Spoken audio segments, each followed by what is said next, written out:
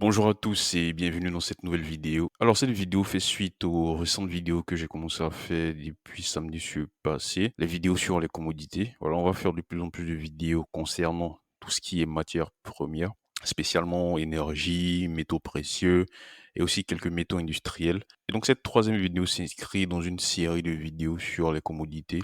Les deux dernières, c'était plutôt sur l'or. On a parlé de l'or. Voilà, la première vidéo, c'est elle qui est ici. Je vous invite à la voir aussi, très intéressante.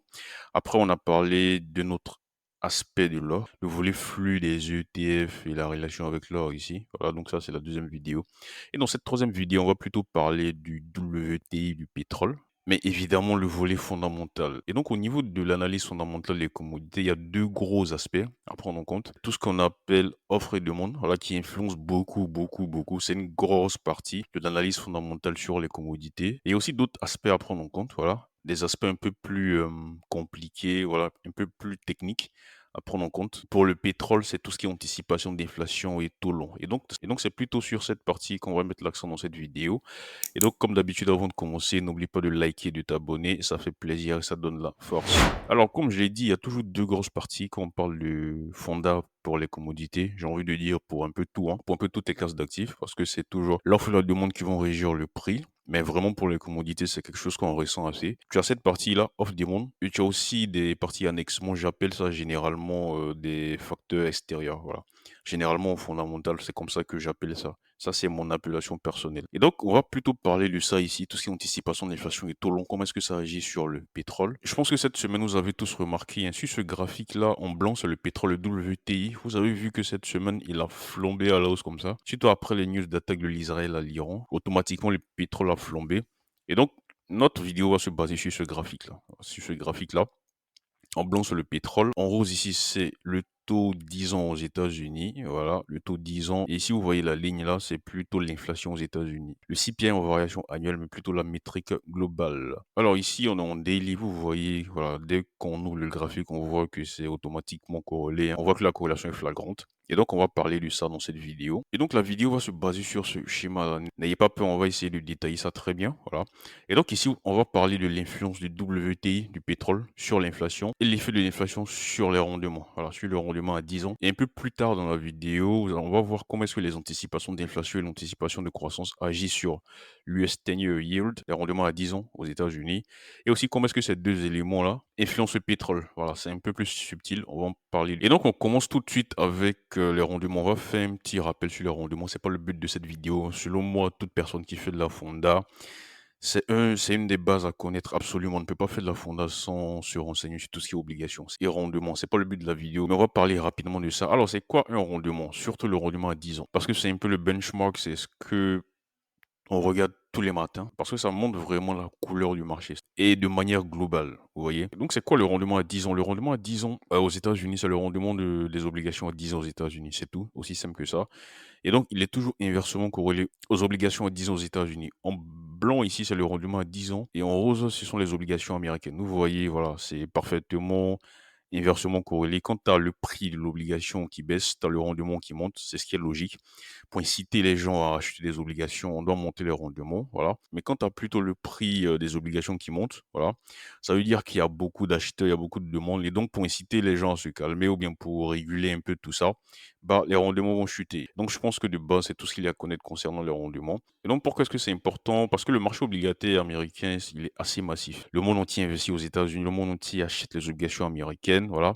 Et donc, ça montre un peu l'appétit des investisseurs, le monde entier, envers les actifs américains. Quand tu as les rendements qui chutent, ça veut dire qu'il y a assez de demande. Quand tu as les rendements qui montent, ça veut dire qu'il n'y a pas assez de demande, etc. Il y a beaucoup d'interprétations qu'on peut tirer de l'évolution des rendements, voilà, dans un sens ou dans un autre. Il y a beaucoup de facteurs qui l'influencent. Mais de base, les facteurs qui vont l'influencer, c'est l'inflation et la croissance. En fait, le rendement à 10 ans, comment est-ce qu'on le voit théoriquement?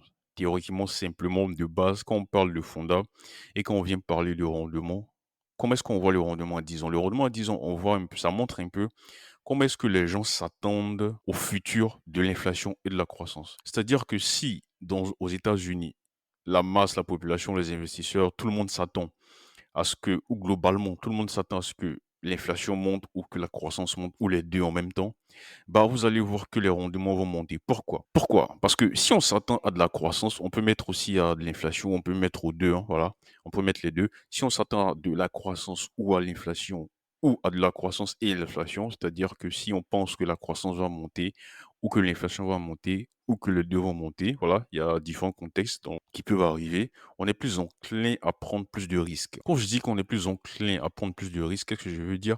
En fait, en termes de classe d'actifs, ce qui est considéré comme le moins risqué, ce sont les obligations d'État, surtout aux États-Unis, jusqu'à récemment. Quand on dit qu'on est plus enclin à prendre plus de risques, si on pense qu'il y a de la croissance, ça veut dire qu'on veut sortir son argent pour participer à ça, tout simplement pour faire des gains et tout. Et donc, si on s'attend de la croissance à de l'inflation ou aux 2, ça veut potentiellement dire que les choses vont bien aller économiquement, voilà. Et donc on veut sortir son argent dans tout ce qui est un peu passif, tout ce qui est un peu, dans toutes les classes d'actifs où les rendements ne sont pas très intéressants, notamment les obligations. Et donc le prix des obligations ici va chuter et donc naturellement les rendements vont monter. Et donc c'est le mécanisme par lequel, au fait, les anticipations d'inflation ou de croissance influencent le taux à 10 ans. Il influence le taux à 10 ans. Pourquoi? Parce que si on s'attend de la croissance, ça veut dire qu'économiquement, ça va bien se passer. On veut prendre part à ça et donc on veut investir à ça. Et donc tout ce qui est actif un peu léger en termes de rendement, on peut vouloir sortir de l'argent de là pour investir dans tout ce qui est un peu plus risqué, dans tout ce qui est immobilier, tout ce qui est indice, crypto, etc. Voilà. Et donc, c'est ce que j'ai mis ici. Donc, hausse de l'US 10-year yield. Voilà. Car on se détourne des obligations. Aussi simple que ça. Mais il y a aussi d'autres facteurs. Ça, c'est un élément, voilà, qui influence le rendement à 10 ans. Et c'est l'élément de base, au fait. C'est-à-dire que quand tu apprends la fonda, tout ce qui est rendement et tout ce qui est rendement, surtout le 10 ans, la première chose qu'on va te dire qui influence le 10 ans, c'est la croissance et l'inflation. Et donc, si tu as le rendement qui augmente, de base, cela est un signe que la machine économique tourne bien. Voilà, c'est ce que j'ai expliqué tout à l'heure. Ça veut dire qu'il y a de la production, il y a le transport. Et donc, quand tu as la production, le transport, les usines tournent, la machine économique tourne. Vous voyez, donc, on a besoin de quoi? C'est quoi le moteur de tout ça? C'est le pétrole. Donc, coût du pétrole qui monte. Voilà. Et donc, c'est comme ça que les anticipations d'inflation et anticipations de croissance vont agir à la hausse sur le rendement à 10 ans. Et donc, quand ça part à la hausse, ça montre potentiellement qu'il y a de la croissance, il y a de l'inflation, etc. La machine tourne. Et donc, le lien avec c'est le pétrole, c'est que quand ça monte, bah, ce qui va nourrir au fait, la machine qui va tourner, c'est le pétrole. Et donc c'est pour ça que on peut faire le lien directement aussi, hein, pour dire que si tu as les anticipations d'inflation qui augmentent et les anticipations de croissance qui augmentent ou l'un ou l'autre, ça veut dire que le pétrole va monter aussi. Mais de base, ça vient de là, vous voyez? D'où ce graphique-là. Ici, c'est quoi? C'est le pétrole, il est en blanc. Vous voyez qu'il est corrélé avec le CPI ici, voilà. Et en rose ici, c'est plutôt le rendement à 10 ans. Donc vous voyez que la corrélation est bien en fait, vous voyez? Il y a plus ou moins des corrélations. On va expliquer ça. Parce que comme je l'ai dit au début, c'est pas seulement ce facteur-là, ces facteurs-là externes, c'est comme ça que j'appelle ça, qui influencent ces différents éléments-là. Vous voyez? Et donc, il y a aussi tout ce qui est offre et demande. Et donc, à des périodes, à des moments, vous allez voir qu'il y a un élément qui va plus compter plus qu'un autre. Vous voyez? Et donc, notre rôle en fondat, c'est toujours de rester informé de. Et donc, vous voyez que la corrélation est très bien ici.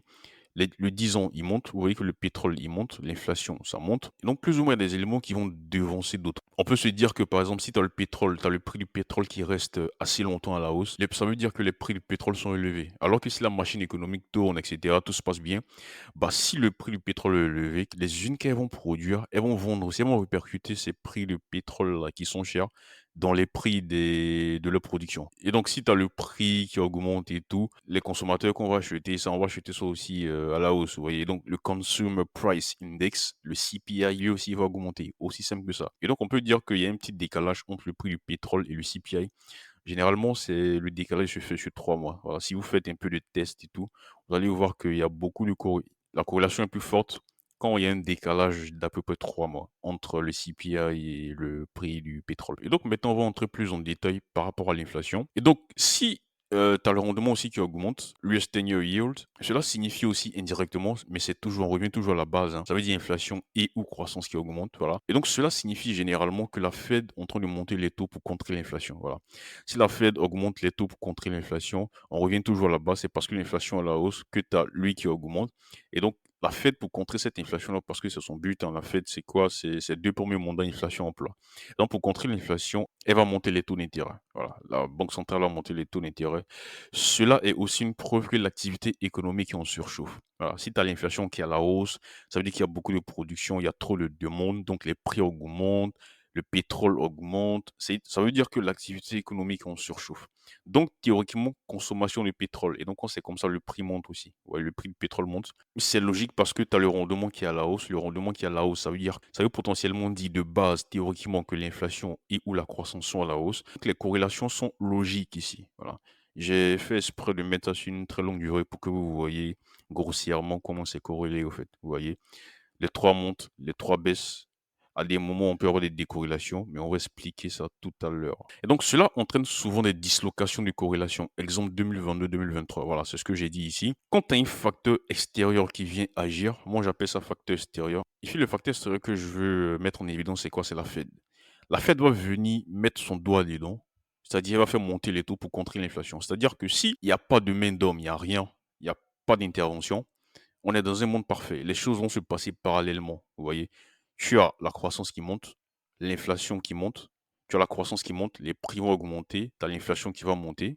Tu auras beaucoup besoin de consommer du pétrole pour faire tourner les usines et tout. Donc, parallèlement, les choses vont se passer en même temps. Les différents éléments vont monter ou vont descendre en même temps, avec plus ou moins de décalage au niveau de leur prix. Et donc, grossièrement, on va voir que tout descend, tout monte et tout descend en même temps. Vous voyez, pétrole, inflation et taux à 10 ans. Mais une fois qu'on commence à avoir des interventions, c'est à ce moment-là qu'on peut avoir des dislocations. On va prendre un exemple tout à l'heure, 2022-2023, vous allez voir.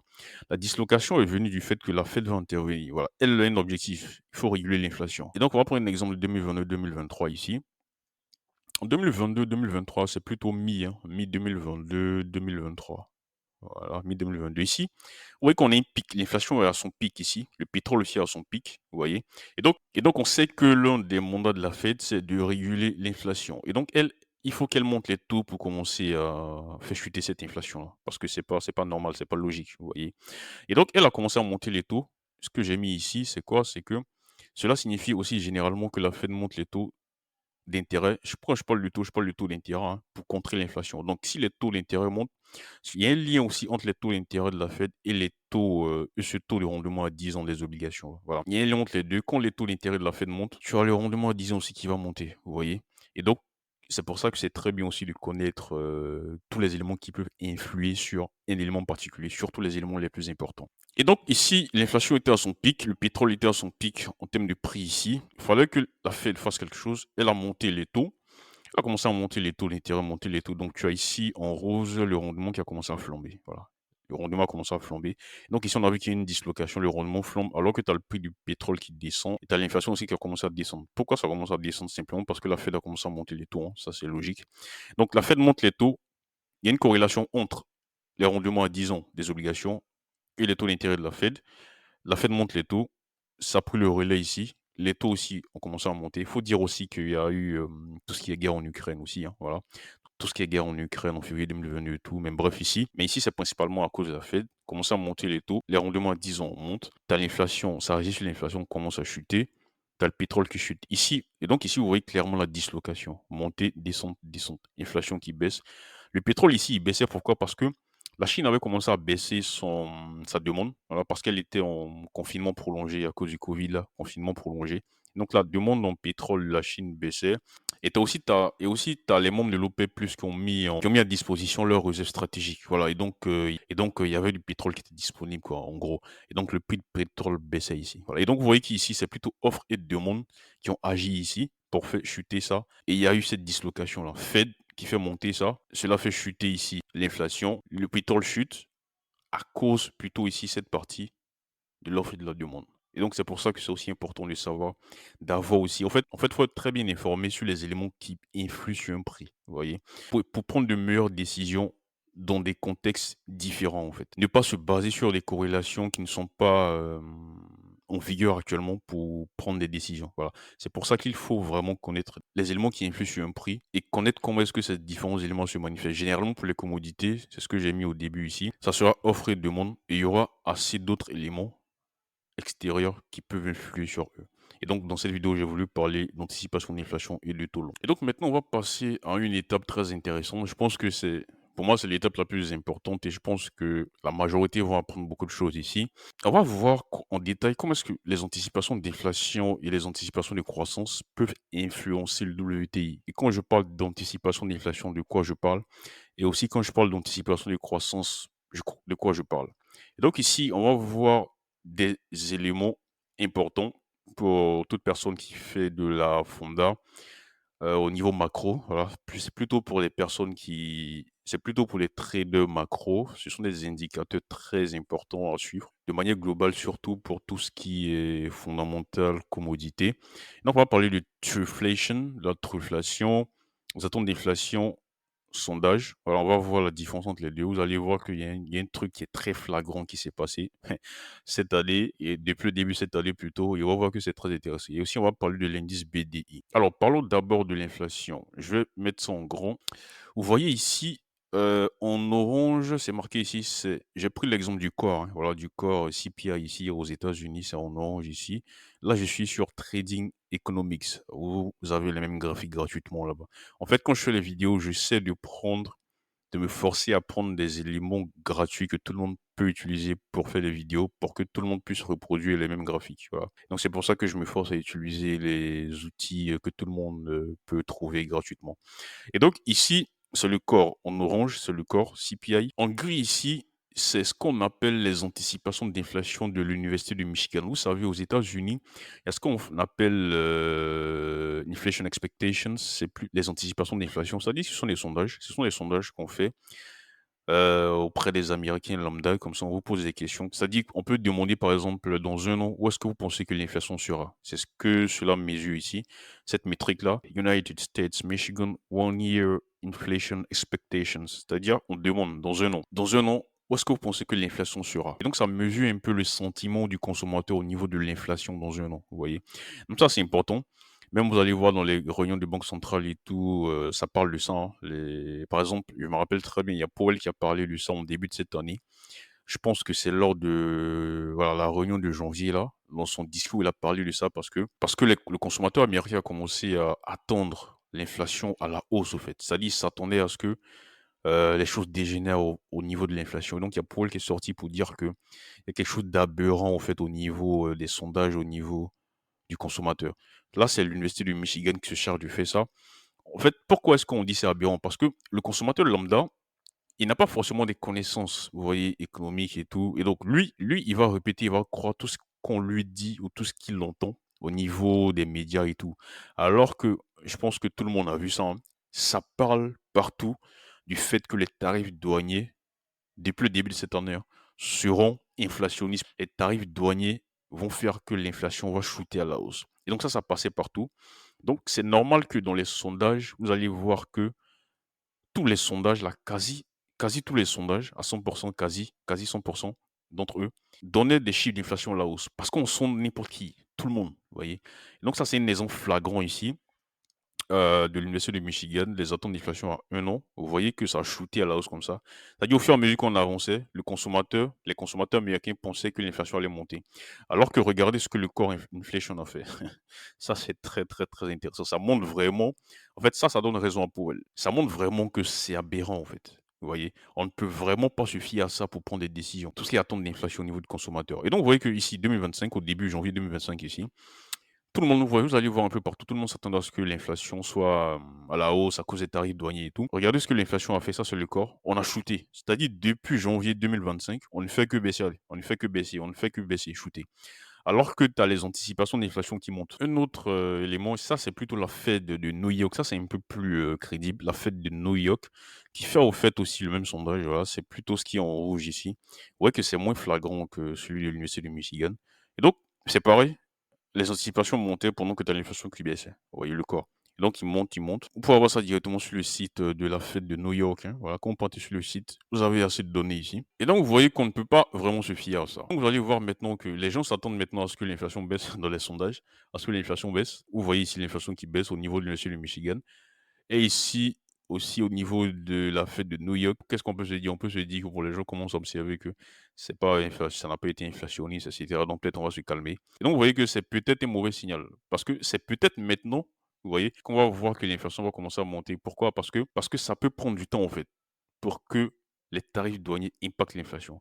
Donc vous voyez que là, on stagne. C'est peut-être un signe ici qu'on va remonter, surtout que les gens commencent maintenant à penser que l'inflation va partir à la baisse. Vous voyez. Si on doit se fier à ce qui se passe depuis le début de cette année, en tout cas. Regardez un autre truc ici. Là, c'est plutôt les sondages au niveau du consommateur. Mais si on prend les données réelles, c'est-à-dire les données qu'on prend pour mesurer l'inflation, c'est-à-dire si on agrège, vous savez, l'inflation qu'on pour mesurer, c'est plusieurs données comme ça qu'on agrège. Vous voyez, inflation au niveau des services, au niveau immobilier, etc. Et donc, c'est plusieurs data, petites data comme ça qu'on agrège pour essayer de voir où est-ce que l'inflation va se diriger, où est-ce qu'on pense que l'inflation sera. Et donc, en temps réel, quand tu prends ces datas, tu mets ensemble, tu peux estimer au fait où est-ce que l'inflation sera. Et donc, il y a des services comme ça qui existent, notamment la Truflation. Truflation, vous allez voir ici que depuis début janvier ici, janvier 2025, vous voyez que eux plutôt, ça, on peut se fier à ça. Pourquoi? Parce que ce sont des données en temps réel qui existent, qu'on met ensemble et qui essaient de prédire où est-ce que l'inflation sera. Et donc en janvier ici, vous voyez que la Truflation a donné plutôt que l'inflation va chuter. Ce qui est le contraire de ce que donnaient ici les anticipations de l'inflation, mais plutôt pour les sondages du consommateur lambda, vous voyez? C'est pour ça qu'il faut plutôt se fier aux données qu'autre chose. Et donc, ils ont plutôt donné que l'inflation allait chuter, c'est ce qui s'est passé. L'inflation, j'ai pris ici l'exemple du corps, hein, le corps a chuté, voilà, là on stagne. Mais ici, vous allez voir que depuis quelque temps, on stagne ici, mais on voit une reprise au niveau de la truflation. Depuis mai, on voit que l'inflation monte au niveau de la truflation, depuis mai ici. Mais vous allez constater qu'au niveau des enquêtes des consommateurs, depuis mai, on voit qu'ils pensent plutôt, eux, que l'inflation va baisser, vous voyez?